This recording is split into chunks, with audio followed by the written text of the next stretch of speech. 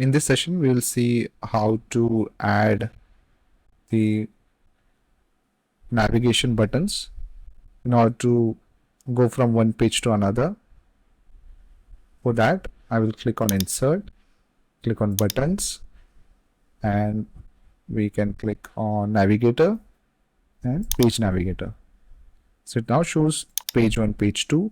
Let me move to the area where I have some space. So just move it on to the bottom of the page over here, and then do some changes like the shape would be rectangle, and need to make the corner round. No background, don't give a background to it. Okay, so now you see this button has come up here. This is added in page 2, correct? I will go to page 1, and here also it is added, but since the formatting has not been affected onto this, I will make sure I'll paste the button.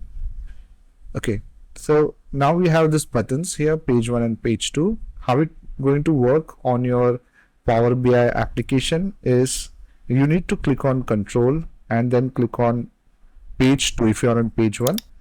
So it will go to page 2, and again if you click on page 1 when you are in page 2, it will make sure that it takes you to page 1.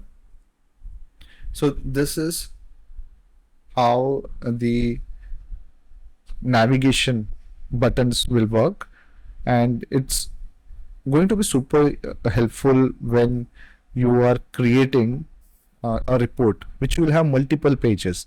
As of now, it has only around 2 pages, right? But what if there are multiple pages? So if there are multiple pages, you can have multiple buttons at the bottom or in the side, and it will also look a little bit professional and impressive as well. So I hope this particular lesson again was useful to you, and you were able to understand how to add a navigation button here. Okay, so we will move on to the next important one lesson, that is how to add bookmark and add a bookmark button and how you can use it on your report. So see you in the next session.